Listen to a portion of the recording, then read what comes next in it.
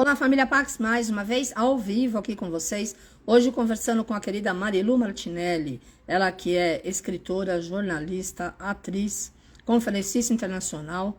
Ela tem formação em educação de gestores de valores humanos, professora convidada da PUC de São Paulo, e ela hoje vai falar sobre viver em abundância.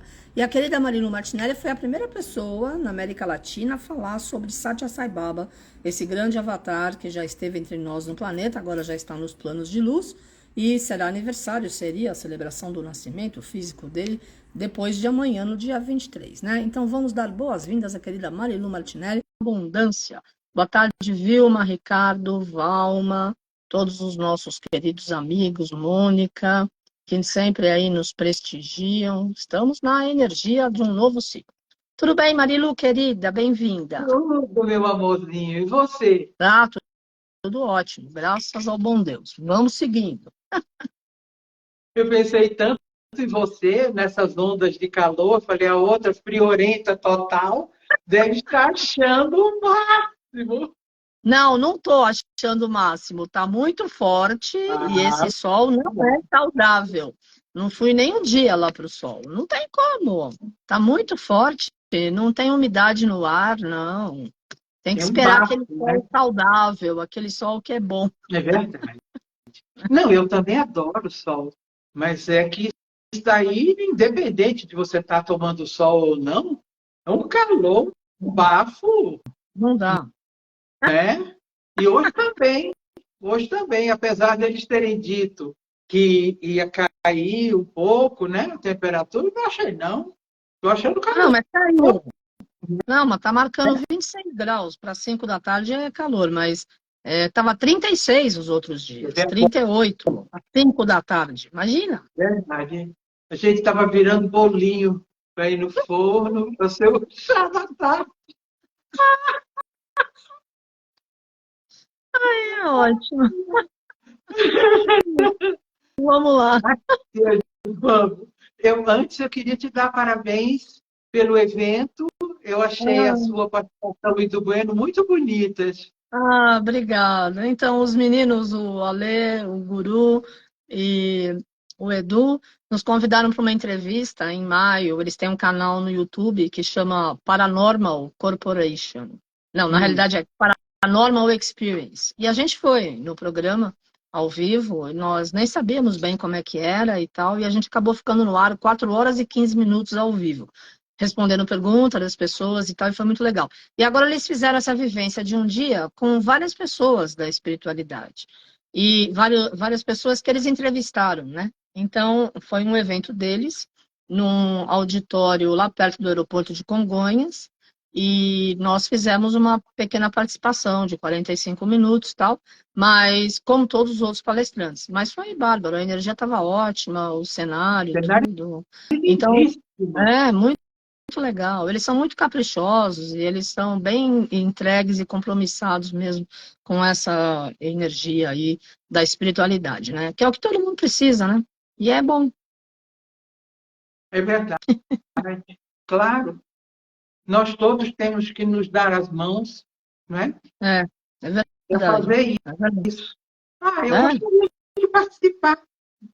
Fala disso claro, para ele, falo, claro. Eu falo porque para o eu acho que Edu. quanto mais gente se der a mão, a Oh, roda vai ficar mais. sem dúvida nenhuma. Pode Não é? deixar, eu vou passar.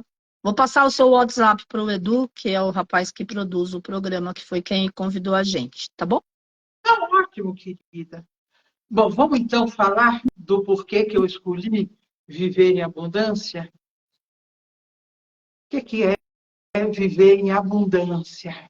É, antes de mais nada, desconstruir toda uma maneira que nos foi impostas de encarar a nós mesmos, de encarar a vida, de encarar a nossa participação na sociedade, de Sim. encarar o nível das nossas relações.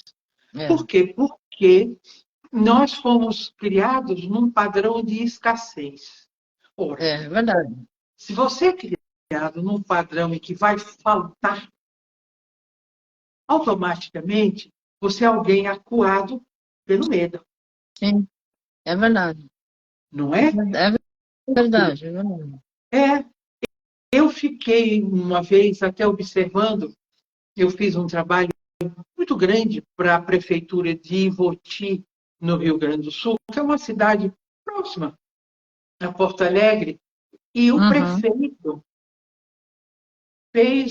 nos contratou para fazer um trabalho em valores humanos em todas as secretarias, inclusive na limpeza pública, com os Olha que coletores de lixo, muito interessante, no trânsito. Foi um ótimo. trabalho muito gratificante. E eu observei a influência muito grande europeia, como eles faziam, por exemplo, uma quantidade enorme de conservas, uma coisa muito europeia, e de Olha, frutas, doces, tudo. Por quê? Que o europeu faz isso até hoje? sim, Porque ele não é verdade. tem a nossa abundância. É, Ele guarda para ter. é. Nós, dos povos originários, que todos nós descendemos deles, numa Sim. mistura mágica, né, com a África, com a Europa, e depois com a Ásia, com os japoneses, chineses e com o Oriente Médio, nós somos um caldeirão inédito, né, na humanidade. Porque mesmo os Estados Unidos têm um número impressionante de imigrantes na sua formação, né? Até Uhum. nos Estados Unidos nós tivemos uma influência imensa.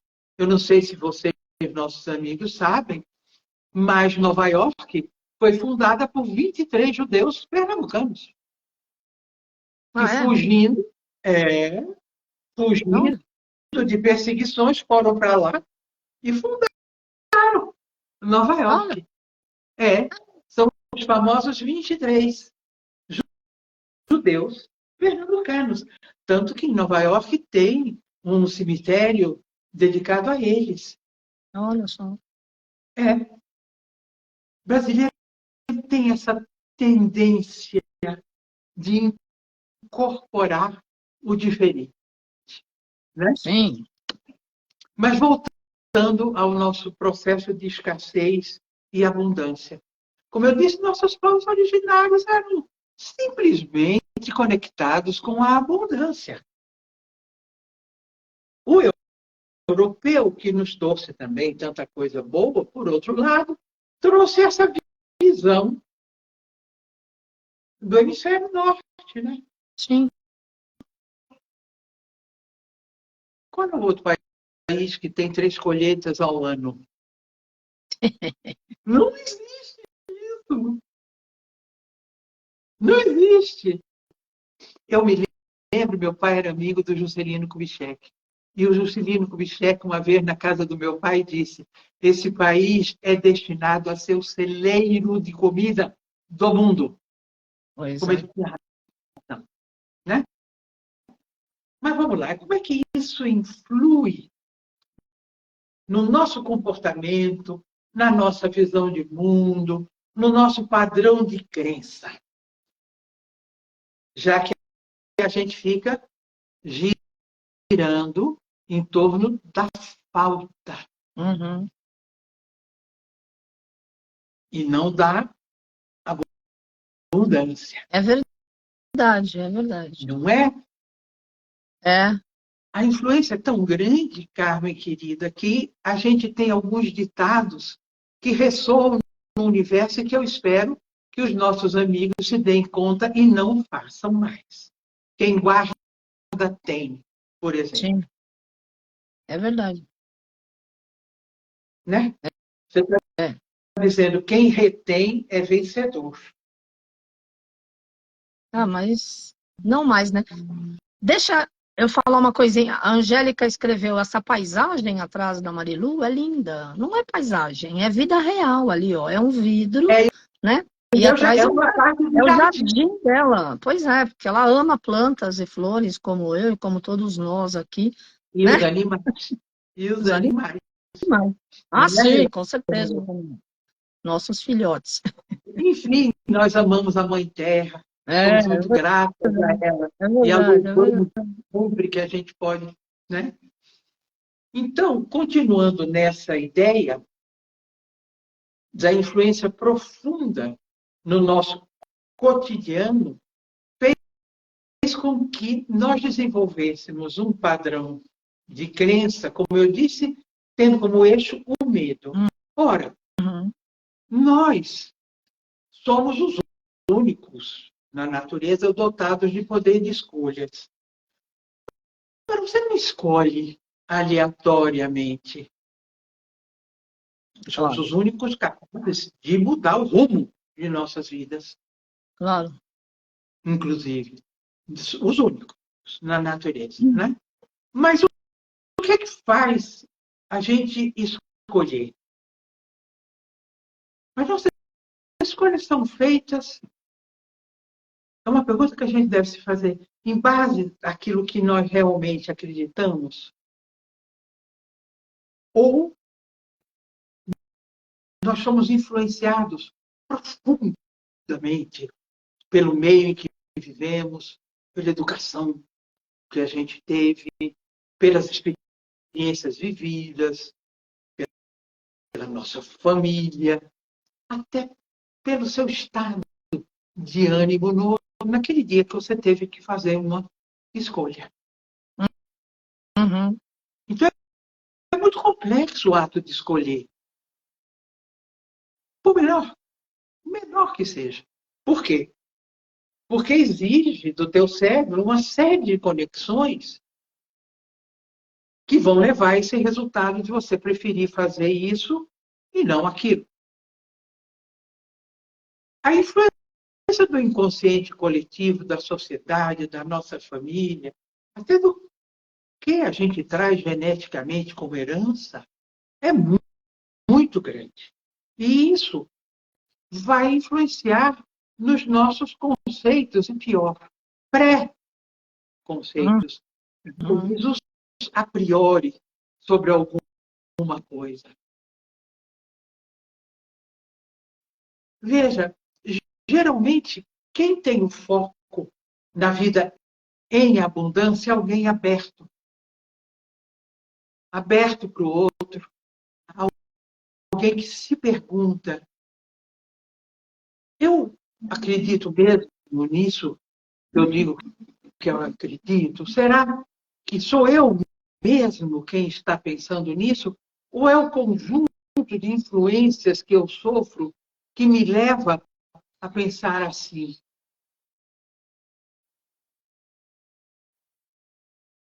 Quando você é dotado, como somos nós humanos, dessa capacidade de pensar, de refletir, de raciocinar, de se auto-questionar, e não o faz, a gente nossa mente vira um pântano, uma coisa estagnada. E nós não podemos deixar que isso aconteça, porque isso leva à acomodação. Veja, não é aceitação. Aceitação é outra coisa. Sim. A aceitação é quando você, por se questionar, por dialogar com a sua interioridade, por não se deter apenas na exterioridade, você se pergunta, por que eu estou sentindo isso?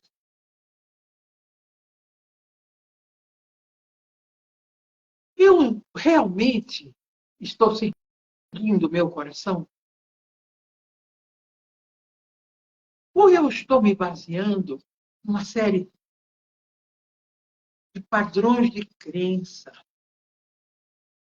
E nem sempre é o que eu realmente acredito. Então, você cria estereótipos. Você quer ver? Por exemplo, um dos estereótipos que eu acho mais terrível na espiritualidade é partir do princípio de que se você é espiritualizado e você é um buscador de si mesmo, do diálogo com o Deus interno, você tem que ser alguém despojado de absolutamente tudo. Você tem que andar em andrajos, você não pode absolutamente investir no seu corpo, você é considerado alguém inadequado. Ora, se você é o templo do eu divino, como dizia São Paulo, como dizem os Vedas, você tem que cuidar do seu invólucro externo, porque você abriga o que existe de mais precioso, que é a sua chama divina. A chama trina, pulsante e em constante expansão. Ora, por que isso? Principalmente para nós judaico-cristãos. Ora, se Deus é sempre sim, como diz a Bíblia, e Deus é a abundância, assim como o universo é a abundância, a escassez não é de Deus.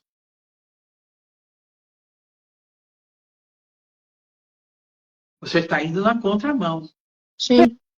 Você já viu algum templo, algum ambiente onde se busque o contato com o divino, com essa consciência de que você é um invólucro perecível do perene?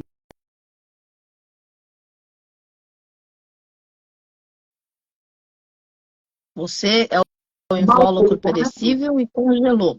Alô? Alô? O que, querida? Voltou. Não, eu dizia, não é? Todas as pessoas que têm a convicção de que você é um invólucro perecível, que abriga permanente, o imperecível, o eterno. Sim. Nesses espaços é sempre muito bonito. Isso não significa que tenha que ser rico. Pode até ser. Sim. Mas a beleza é o foco. E repare que a abundância é uma preocupação. A Pax mesmo. Eu nunca fui na Pax que não tivesse flores. Ah, graças a Deus, eu adoro flores, como Se você. você não tivesse, eu sei, eu também. Que a gente não percebesse o seu foco na beleza, Sim. na estética do bem, do verdadeiro e do bom. Não é? É fundamental. Porque se não tiver essa harmonia, não é um lugar de Deus. Não pode ser. É. Todos os templos são assim. Meu Deus, você já foi a algum templo sagrado do cristianismo que não fosse abundante? Eu nunca vi. Nem eu.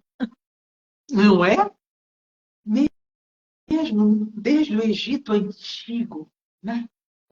Quando você entra em Karnak, aquela monumentalidade, Maravilhoso. não é? Que te vem lágrimas aos olhos imediatamente. Por quê? Porque te remete à grandeza, não é? Te remete a uma infinitude de beleza e harmonia e simetria, a uma geometria sagrada. Não é? A mesma Sim. coisa nos nossos templos, os menos suntuosos, até as catedrais que obedecem à simetria da geometria Sim. sagrada da grande pirâmide. Eu não sei se você e os nossos amigos estão a par de como é que se constrói uma igreja sob a égide, uma igreja, um templo qualquer, sobre a égide da geometria sagrada, buscando essa sintonia da harmonia, da abundância, da beleza, para ser um lugar que abrigue corações ansiosos por conhecer a si mesmo e pelo sagrado. Sim. Isso vem dos maçons. Maçom quer dizer pedreiro, que eram os mestres que herdaram esse conhecimento do Egito Antigo e que eram judeus, que na grande diáspora, desde a primeira grande diáspora, trouxeram esse conhecimento. Então, eles usavam o bastão de Ra, que era um bastão com um cristal na ponta. O que fazia, antes de mais nada, ao escolher um lugar? Ao escolher um lugar, ele pegava, erguia esse bastão ao meio-dia, para que a luz incidisse no cristal, refletisse em miríades de cores, das cores do arco-íris, né? No disco de Newton, e aonde o raio apontasse no chão, ele sabia que era ali que tinha que ter a pedra fundamental. Se, naquele exato momento, outros maçons estivessem fazendo isso pelo resto do mundo, isso dava uma egrégora de força enorme para aqueles templos que estavam sendo construídos ali. Eles escolhiam aonde rios passassem. Por quê? Porque a água oxigeniza, a água movimenta, a água é vida. Portanto, embaixo de todos esses templos sagrados corre água. Sim. Muito bem. Aí eles iam buscar sabedores que ali tinha água e ali o sol tinha dado a mensagem através do raio filtrado pelo cristal, que era ali que tinha que ser a construção. Eles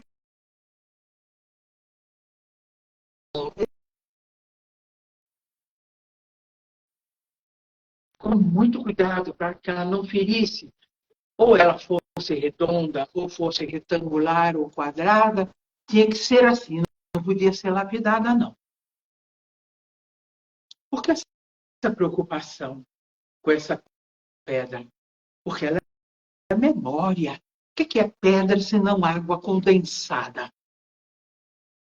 E o que é água se não memória? Assim como os cristais do planeta. Então, eles extraíam essa pedra. Essa pedra, em hebraico, chama-se Bar. A pedra fundamental. Eles extraíam, colocavam a pedra fundamental e aí eles construíam esse templo, baseado nas medidas áureas da grande pirâmide de Quéops. Muito bem. Por que eu estou dizendo isso?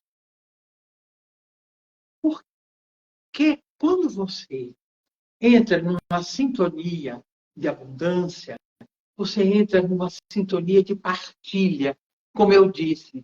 Por que um templo jamais fecha a porta, a não ser à noite para descanso?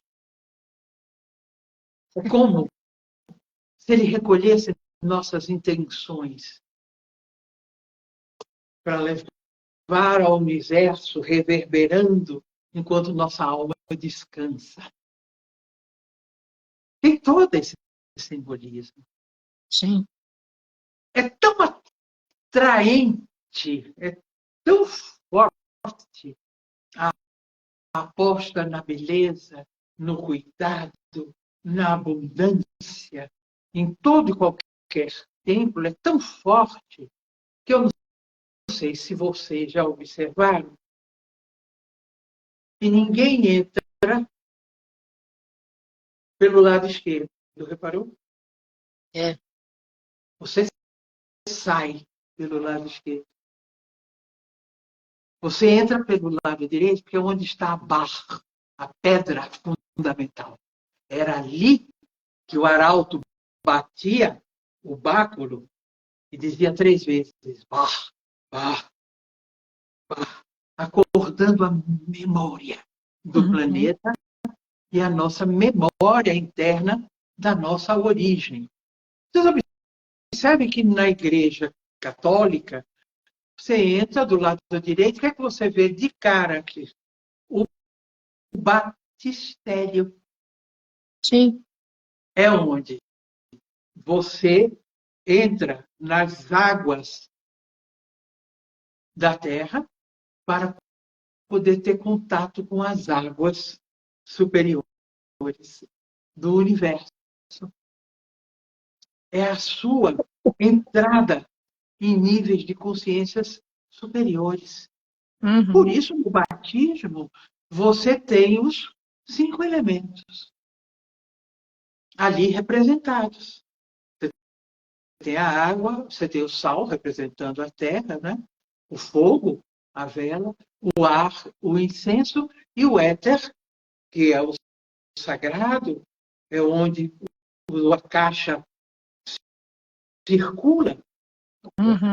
Caixa, ou seja, as memórias, o grande banco de dados da humanidade, e você, então, é não apenas apresentado por sua família como um membro da sociedade e daquela religião, como você, naquele instante, a sua egrégora lhe acolhe. Chegou mais um. Né? Aí você segue e você vai encontrar a capela dedicada ao masculino, ao Senhor Jesus.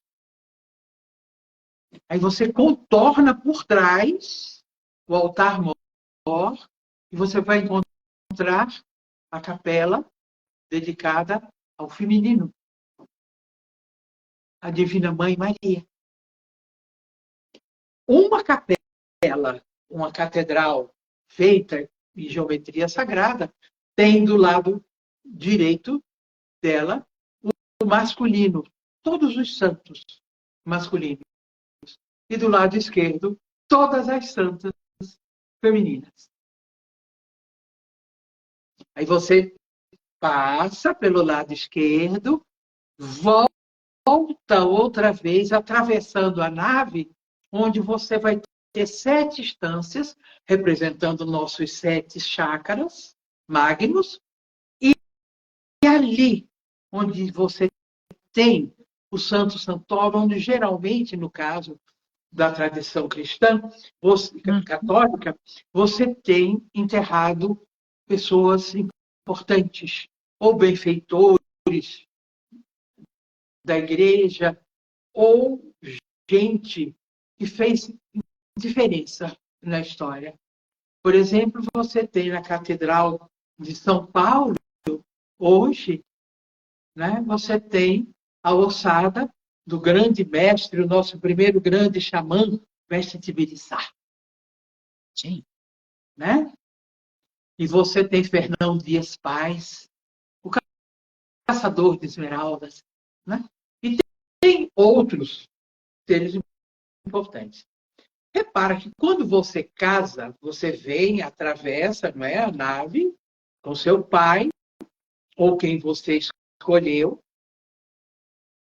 para representar seu pai naquele momento, representando sua ancestralidade, ou a sua família elegida de coração.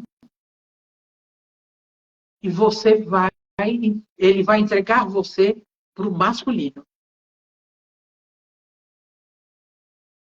É ali que se processa o casamento do masculino com o feminino, o hemisfério direito com o hemisfério esquerdo, o semeador e o leirão, o terreno fértil para a semeadura. Ali, no altar do teu coração, se celebra o casamento da alma com o corpo. Ela que é a grande mediadora entre o seu corpo e quem você é, o seu espírito. Sim. É ali que se processa o casamento. Aí você dá os passos, se ajoelha e tem toda uma liturgia que vai depender de como você pediu para o padre que seja feita. Por que eu estou dizendo isso? Voltando aos padrões de crença.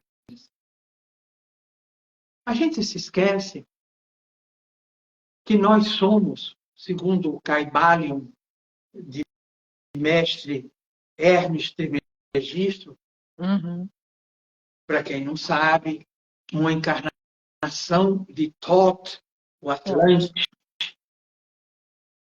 mestre Thoth, o criador da civilização egípcia, a única que nasceu pronta. Ela não começou com seres primários, não. Ela já começou extraordinariamente grandiosa. Mas isso é uma outra história.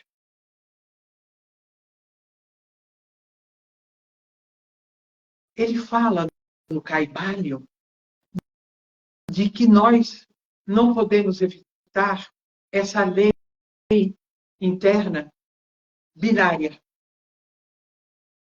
Corpo e alma, mente,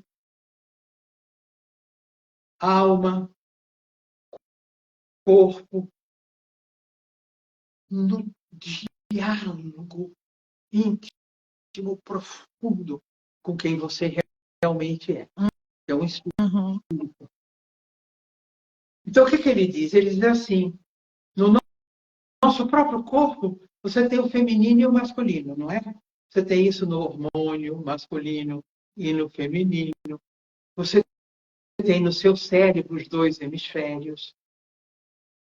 Um semeia a ideia, o masculino. O feminino acolhe ou não aquela ideia.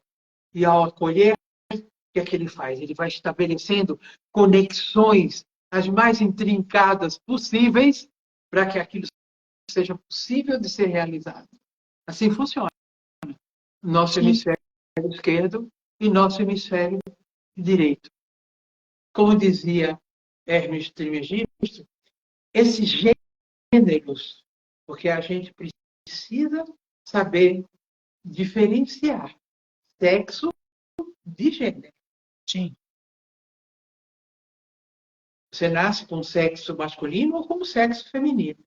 Mas os gêneros são essas duas energias dentro de você que vão direcionando no seu processo de desenvolvimento humano os seus padrões de crença, inclusive.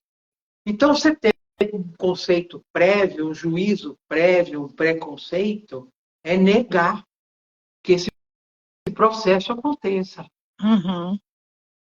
Então, quando você diz assim,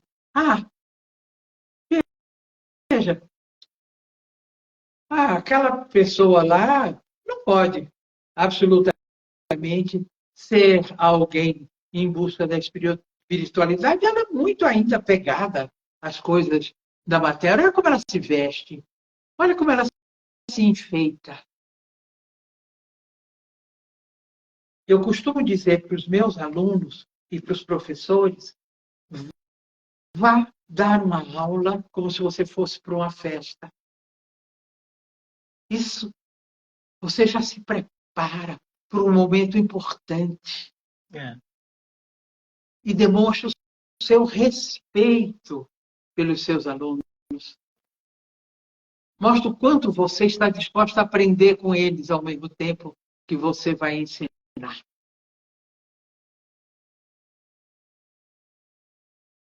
O que diria o preconceituoso? Olha como ele, como ela vem dar a aula. Por quê? Porque o foco na escassez ele tem que vir micho, ele tem que vir pouquinho.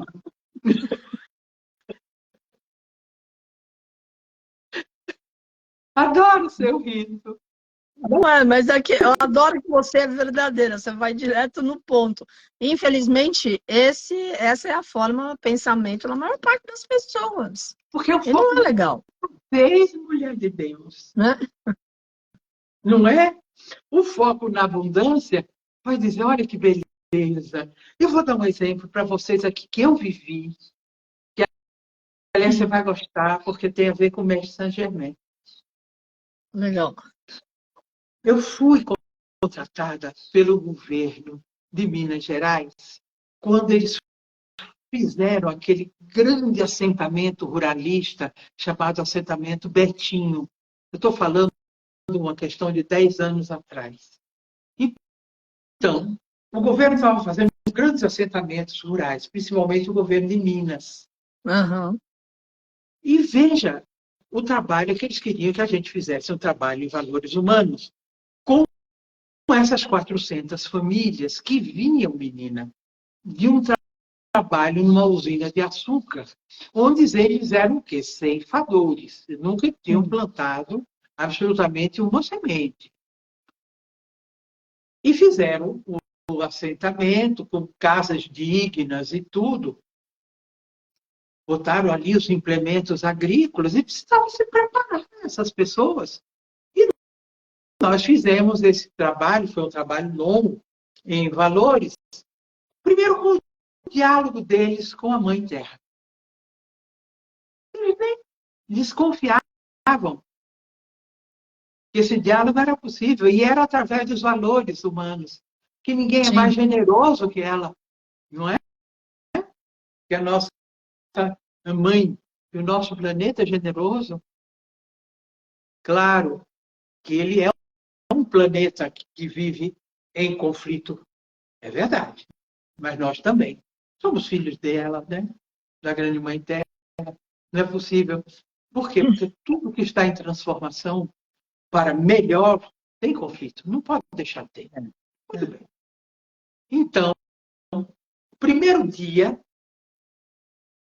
eram 400 famílias, então vinham de 60 em 60. As mulheres, tudo desgrenhada, entendeu? Os homens também. Eu fui como eu estou aqui. Claro, te conheço. Nunca te vi diferente. Em Por 30 e quê? poucos anos. Mas não é? Aí, menina, quando eu cheguei, eles ficaram, sabe? Aí uma moça disse, nossa, a gente deve valer alguma coisa. Olha como ela veio dar aula para a gente. Eu falei, valores humanos começou aí, não é? Bom, Claro. fizemos a vivência, levamos eles para ver as estrelas, para saber de onde eles vieram, de onde veio a vida, enfim, isso à noite e tal. Quando foi no fim da vivência, aliás, no dia seguinte dessa primeira aula, as mulheres já vieram penteadinha, Legal. com flor, os homens tudo limpinhos, você sabe? Arrumadinho, porque você começa a desenvolver o cuidado, a Sim. autoestima. O autocuidado é muito importante. A vida permanece pelo cuidado, É. pelo carinho, não é? Aí, menina, graças a Deus, foi um trabalho profícuo. Eles que não estavam nem dando bola para aquele assentamento, desenvolver interesse pelo conhecimento, como é que se planta, como é que se desenvolve. As aulas com os agrônomos, que para eles era chato, começou a ficar interessante. Graças a Deus. É. Aí era o último dia.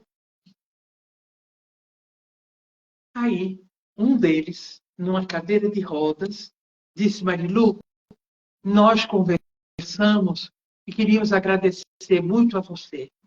Nunca ninguém nos tratou com o respeito que você nos tratou. Nunca ninguém nos homenageou como você. Eu comecei a ficar, menina, numa emoção, o coração bum, bum, bum, bum, bum, né? Então, nós resolvemos homenagear você, cada um de nós, dentro da crença que processa, da conexão com o divino, de alguma maneira. Carmen, veja como é fundamental você não fazer nada com pré-juízo, com pré-conceito, com pré-expectativa. Esse homem disse: eu sou da fraternidade branca. Olha. Um lavrador que ficou paralítico num acidente. E eu, menina, na hora as lágrimas vieram no olho. Eu queria ler para você um ensinamento de Saint-Germain, do livro de ouro. Menina, você se lembra que Saint-Germain tinha dito a mim aqui em casa, através de você, que eu ia fazer esse trabalho? Sim. Gente, até me arrepia. Só um pouquinho, Carmen. Eu fico arrepiada até agora. É. Senhor chefe em ação. Não, você vê que bênção. Pois é. É como se ele estivesse dizendo para mim, lembra? Né? É. E esse homem, com maior respeito, com maior amor, leu. Aí veio uma mocinha e disse: eu sou budista. Ave Maria, você imaginaria um boia fria da Fraternidade Branca e um outro budista? Não. Eu fui ali entendendo as lições que eu estava aprendendo, entendeu, Carmen? Claro. Claro. Se você apostou na abundância, entenda que o primeiro princípio é a humildade de alma e de intelecto. Se renda a essa grandiosidade humana. Foi essa a minha primeira lição com eles. Ela disse: eu vou dizer um sutra. E disse. Uma outra disse: eu sou cristã. Posso cantar um hino evangélico? Eu disse: mas claro. E cantou. O outro: eu sou espírita kardecista. E disse Caritas, oração de Caritas. Um outro católico disse o Pai Nosso, com uma devoção difícil de você ver. Sem esse automatismo decorado, mas com o coração vibrando de devoção. Entendeu? Aí uma outra disse: eu sou africana, negra, né? Ela disse: eu sou da religião de matriz africana, do candomblé. Posso cantar? Eu disse: é evidente que pode. Afinal de contas, nós somos irmãos pelos Sim. nossos povos originários, pelo que acolhemos da África e pelos nossos irmãos europeus e asiáticos. Cante, minha querida. E ela cantou um hino à Mãe Divina. Uhum. Esse aqui. Sou de Nanã, Ewa, Ewa, Ewa, e. Sou de Nanã, Ewa. Olha que coisa maternal. Quem foi Nanã na mitologia iorubá? A grande mãe terra, que engendrou da terra e da água o primeiro invólucro humano. E qual foi a primeira coisa que ela fez? Enfeitá-lo, para que ele se conectasse com a beleza, Sim. com a abundância, com as possibilidades.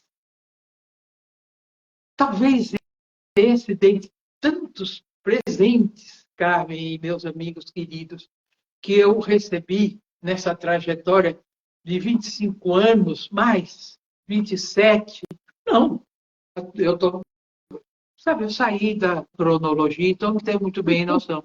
Mas 30, não é? Mais de 30 você está com a gente na Pax. Então, e foi quando eu comecei a trajetória mesmo, Quando eu visitei Saibaba, teve o fenômeno dele comigo, que ele me deu o lingam, que você viu, inclusive, Sim. implantado no meu chácara cardíaco, e tantas outras pessoas viram esse presente extraordinário, que eu comecei a trabalhar com valores humanos, formação de professores, e Saint-Germain, através de você, me convidou para a 7ª Conferência Internacional de Metafísica, para Eu até falar arrepio. sobre Saibaba. Lembra? Foi, No é verdade. Nossa. curso. Lembro disso sempre com tanta gratidão, Carmen, tanta Foi muito bom. reverência, sabe? Não podia ser de outro jeito, né? É, Porque quem recebe tantos presentes, meu Deus do céu, como foi meu caso, como é o seu caso, tem que dedicar a vida sim, a agradecer. E com agradecer por certeza. ter vindo, não é? Todos os dias antes de dormir, eu agradeço aos mestres, agradeço a Swami Satyasai, agradeço a consciência cósmica universal. Não que eu me sinta melhor que ninguém, nada disso. Sou um Sim, aprendiz como todos. Mas eu digo, o Senhor olhou para mim e eu percebi, graças a Deus, por quê? Porque meu olhar não estava na escassez, não estava na impossibilidade, meu olhar estava na possibilidade. sim. Por isso, viver em abundância é fundamental, minha querida, meus queridos. Cuidado. Estamos atravessando momentos ásperos, mas escolhemos estar Uhum. aqui e agora, nessa travessia do eu ao nós, das trevas à luz, da ignorância à consciência, do conhecimento à sabedoria, do ódio ao amor, Sim, da disputa à parceria, soberba à humildade.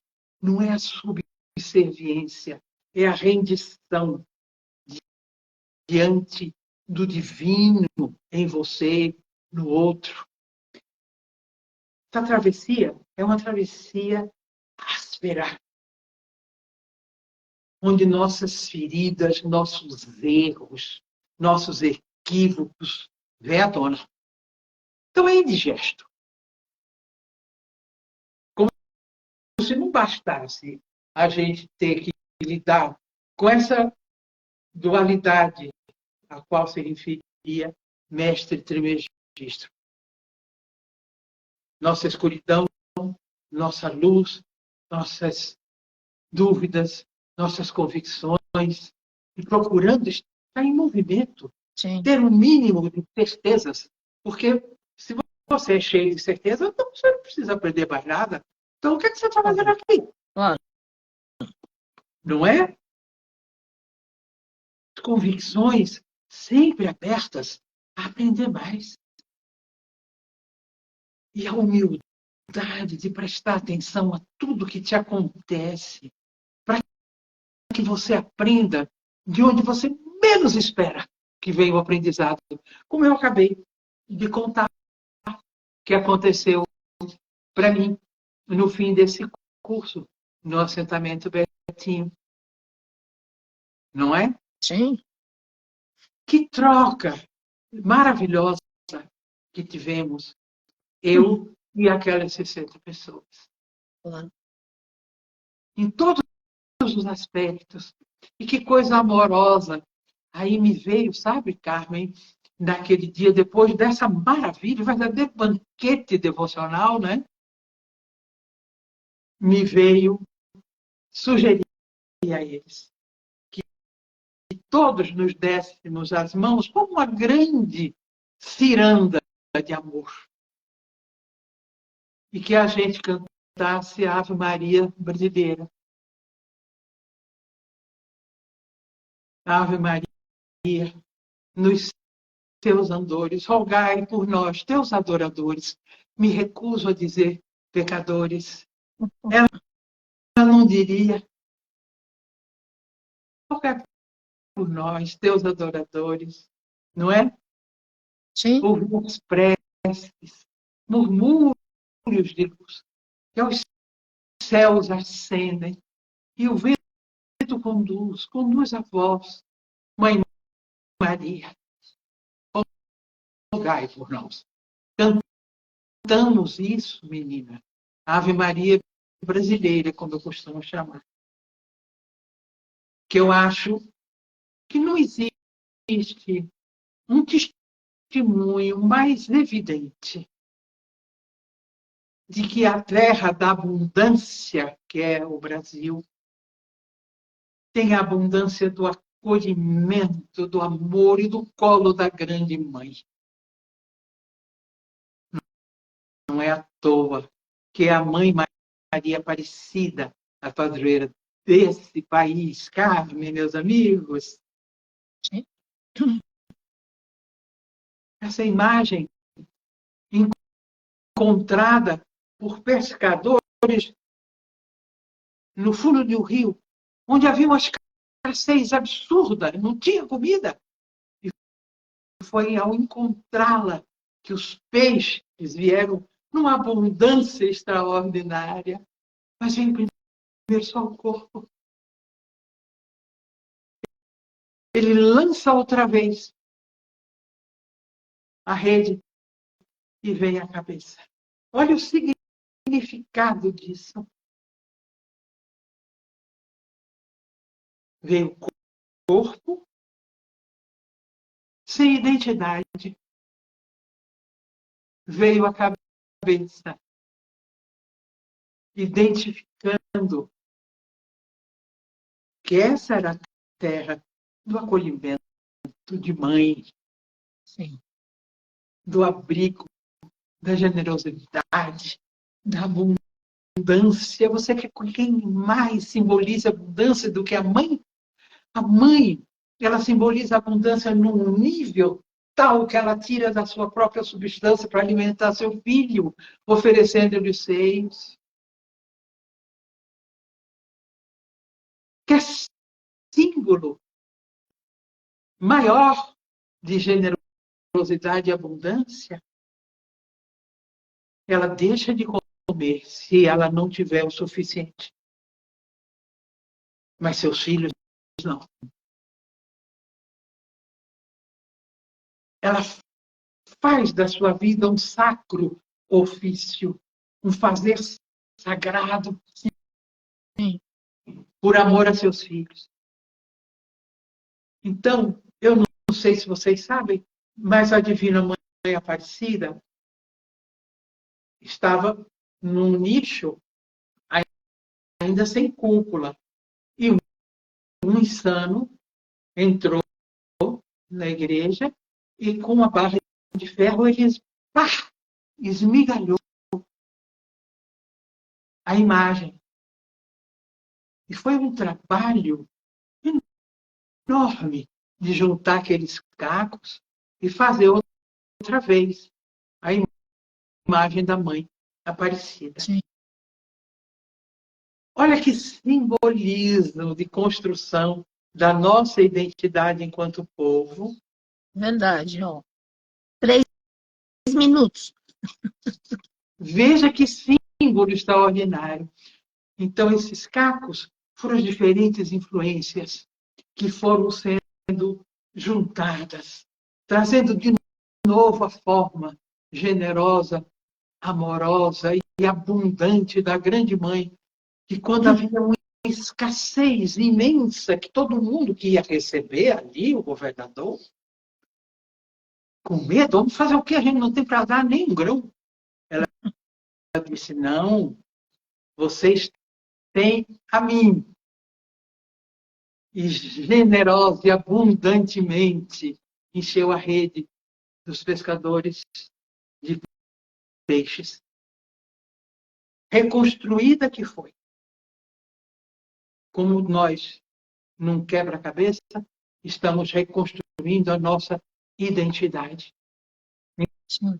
Enquanto povo, enquanto egrégora espiritual, sobre a égide do sagrado Miguel Arcanjo, que é a egrégora que toma conta desse país.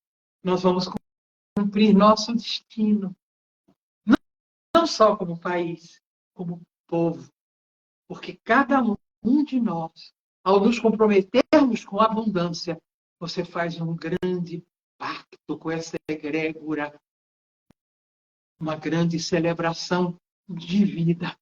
E nos comprometemos com o divino em nós a darmos sempre o que temos de melhor, de mais bonito, de mais generoso, de mais farto, que é o nosso amor uns pelos outros.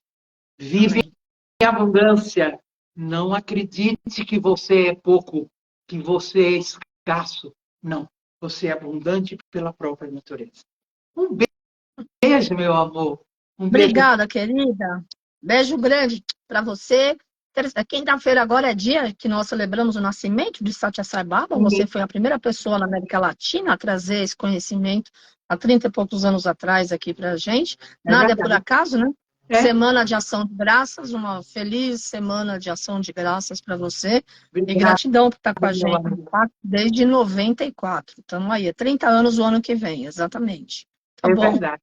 Que Swami nos abençoe. Amém. Que traga ele, que sempre foi um exemplo de abundância, de criatividade, que traga para nós uma renovação de esperança, de coragem, de fé e de conexão com o sagrado. Amém. Sob a bandeira do sagrado, seremos sempre invencíveis. Amor é tão atraente, tão abundante que é irresistível. Obrigada, querida. Beijo grande, Sairam. Sairam. Gratidão, namastê, família Pax.